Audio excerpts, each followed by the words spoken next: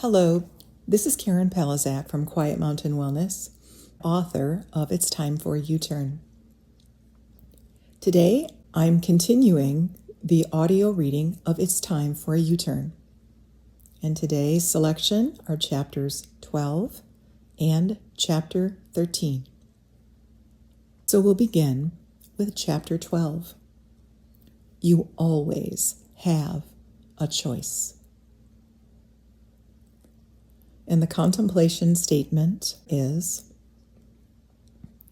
without choice, we disappear. Without choice, we disappear. Chapter 12. You always have a choice. Every choice we make affects the body for better or for worse. Don't think so? Spend a day telling yourself how wonderful you are, and then spend one telling yourself how awful you are. What do you think your energy would be on each day? How do you think your body would feel at the end of each day? It doesn't take a rocket scientist to solve this energy equation. I believe it was Henry Ford who said, whether you think you can or you think you can't, you're right, end quote. Meaning that we can create the circumstances and state of mind that will always fulfill our self-imposed prophecy. When it comes to the body, first, do no harm. The more negative thoughts and feelings, the more negative and self-diminishing choices, the more harm to the body.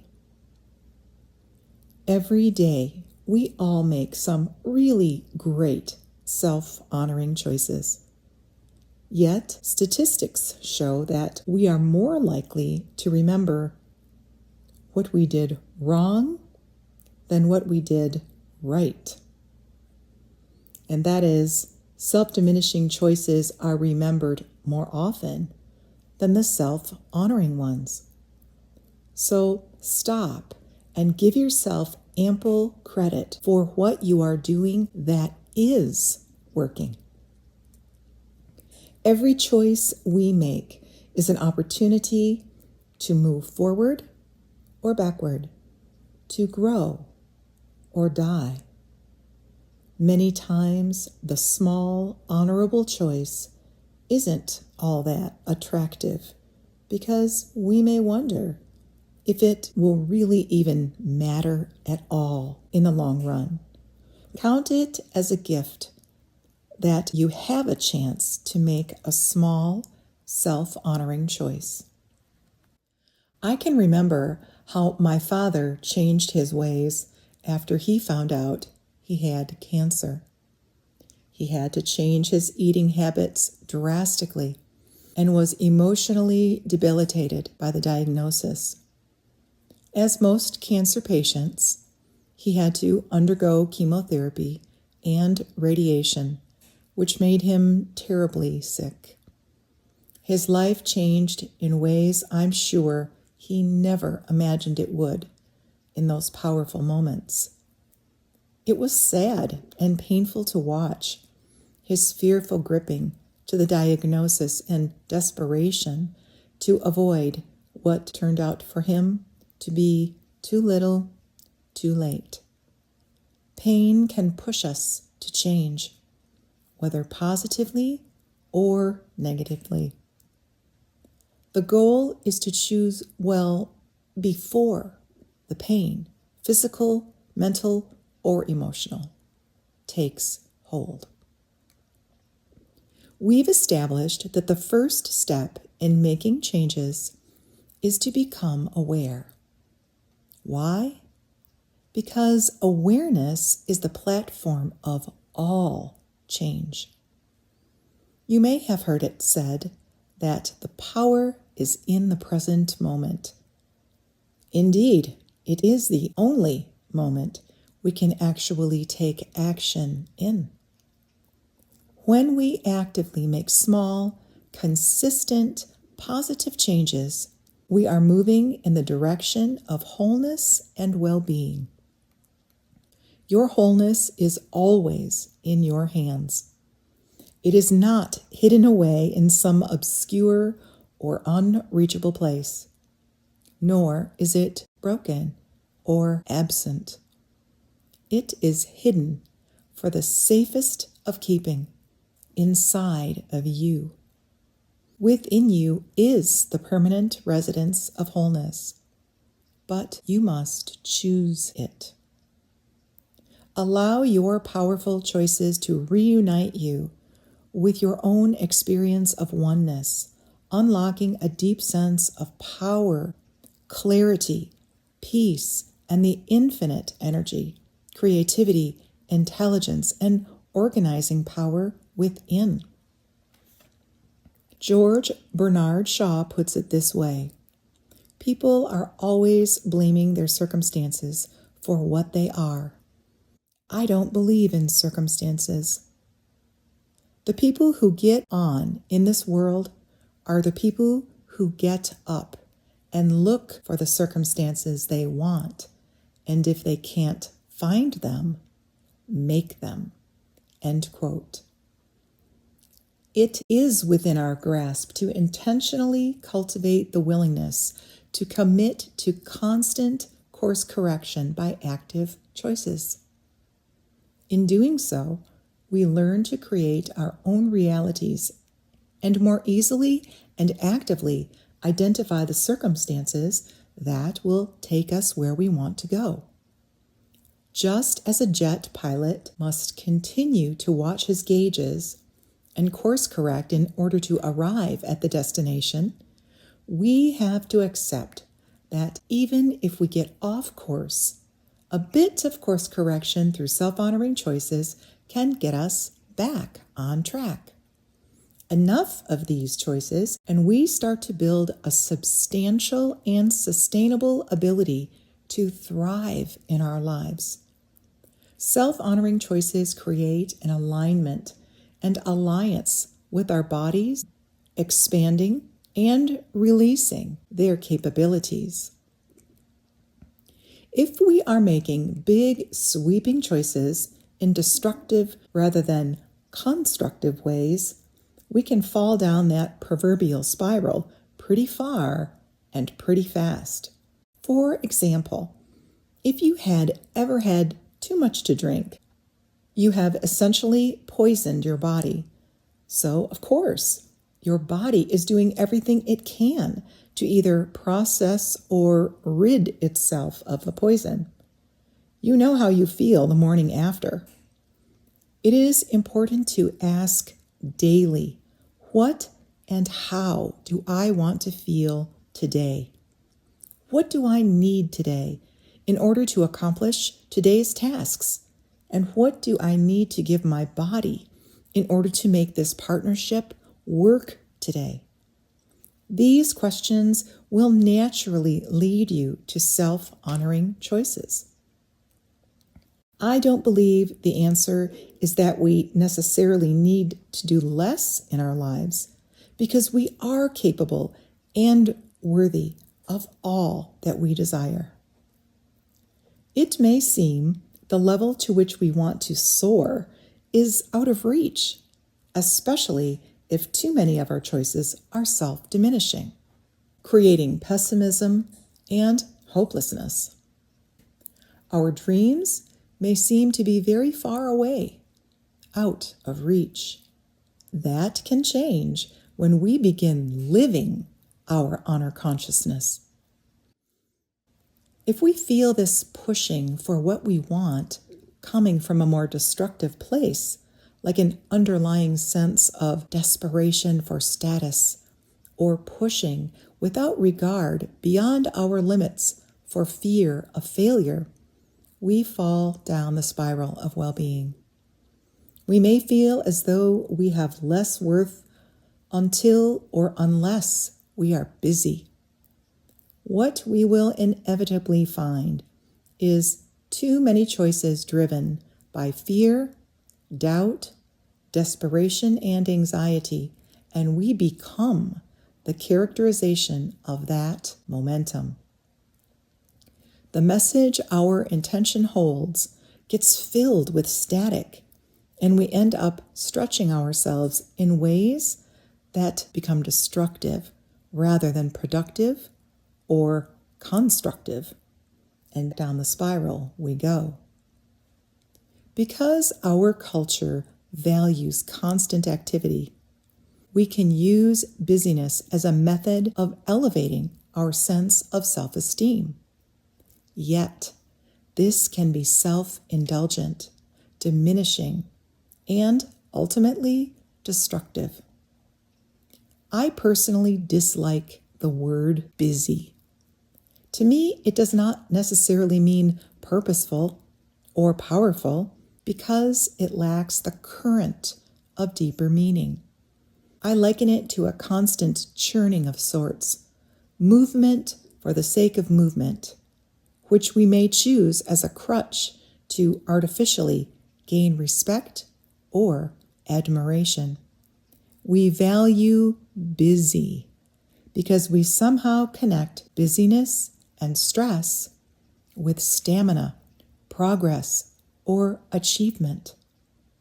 Wouldn't it be better to gauge your success on your good judgment rather than simply how long you can go without collapsing? Remember, there is always a choice. And our contemplation statement, once again, without choice, we disappear.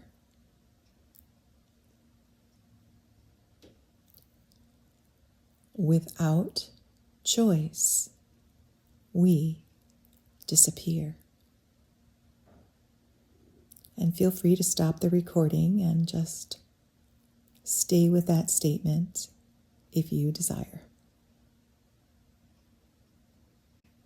Chapter 13, Building an Honorable Partnership.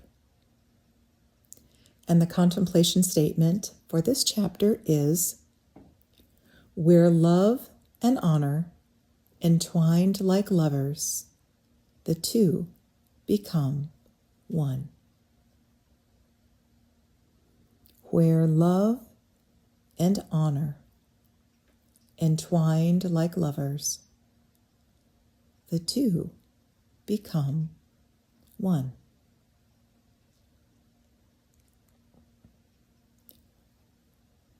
Chapter 13, Building an Honorable Partnership. Most of us have not ever experienced the full extent of what our bodies and minds can do together. In order to experience anything better, we have to create a bridge, the self-honoring choice. It brings alignment, harmony, peace, and power. If you don't currently have a great partnership with your body, your inner voice might be a bit polarized. Get curious. Ask yourself some questions. Curiosity interrupts the current of the ego mind and can throw it off its discourse, as our egos are not used to being gently and honorably questioned. Curiosity is a powerful tool that can blow some holes in ego's story, and you may find out some really interesting things about yourself as you use it. When you ask yourself questions like, why do I do that? What is it I'm really trying to accomplish here? Or, does this really help me? Be patient and willing. Do not fill the space with answers right away. Just ask and allow the answers to come to you. Sometimes the space that curiosity opens will be enough for whatever needs to be shown, seen, or known. No one wants to be riding a dead horse. That's how old patterns or self-diminishing choices end up. You won't get far riding one of those. We all have patterns, some very old, some not so old. Yet, every generation has their cross to bear. My parents lived through the Depression, so they had their scars of fear and want from their experiences. It seems some of the big ones we face today are about stress, feeling separate or isolated, and the incredible speed of life. Our current inabilities or perceived failings to create viable solutions in our own lives have made way for increased stress-related illnesses, increased mental illness, and depression. Every generation shares similar problems too. Overcrowding, financial stresses, health issues, relationship and political issues. In Italy, my husband and I toured many historical sites. Teo, one of our tour guides in Rome, frequently spoke of this similarity of the people of ancient Rome with people today, the issues all of humanity faces historically. Even though hundreds and in some cases thousands of years are between us and the inhabitants of those incredible places and sites, I was quite amazed to be shown, time and time again, just how similar people really are over time immemorial. Renewal and dissolution exist only through the vehicle of time. They are the metaphoric inhale and exhale of all history. Through my study of yoga and meditation, I have come to understand that when you heal and unify the relationship with your own body, the microcosm, by building the muscle of honor consciousness, it initiates a path to healing and unifying the relationship with all bodies and all people, the macrocosm. We can also refer to our bodies as the microcosm of the world, as in some very real ways, our world is the body. When we do so, we find we also feel more unified with all of nature, as we are all extensions of it. This is powerful work in any life, and why I am so committed to practicing and teaching it. It is a privilege to assist those who in earnest have the initiative and a deep driving desire to discover their own abundant and abiding resources in a resource-full body. In doing this work, you will find your body has skills, and even if your current skill set might not yet be as strong or expansive as you'd like, or your connection with your body as clear and dependable, that is merely temporary.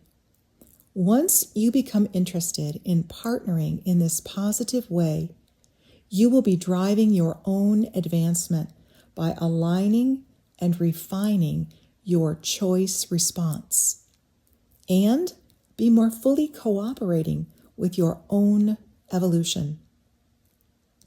You create an honorable partnership by consistently choosing to self-honor in this spirit of loving cooperation. Here, you strengthen your choice response, building traction that moves you toward automating a healthy foundation. By doing so, you actively inspire the conditions necessary to free more awareness, energy, and intelligence from both conscious and higher mind. Rocket fuel for all your goals and dreams.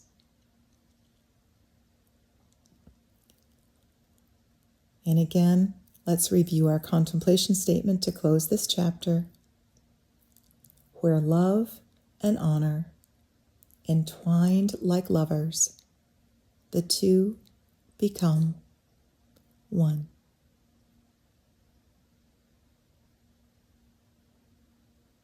Where love and honor, entwined like lovers, the two become one. This is Karen Palizak from Quiet Mountain Wellness and author of It's Time for a U-Turn. I hope that you've enjoyed the audio reading of It's Time for a U-Turn that I've shared with you over the last few weeks. I've read through chapter 13, but there are still many more beautiful chapters to go. And in these remaining chapters, you'll learn more about the actual program and how to apply the self-honoring choice and strategies to your life. If you are interested in learning more, then I would invite you to purchase a paperback copy of It's Time for a U-Turn on the website. I will leave a link in the description for you. If you haven't yet listened to chapters 1 through 13, as well as the introduction, go back and either listen to the sections that you haven't yet heard or listen to them all collectively so that you can string the meaning and the ideas and the strategies together. Feel your own sense of wholeness, your unique and sacred identity, have greater energy to thrive in life while still feeling peaceful and joyful. This is what we all crave, vitality and happiness. Thank you so much for listening. I appreciate you so much for taking the time, not just for your own self, but collectively, what we all get to enjoy as each one of us makes these deep and important connections. Take good care. All the best.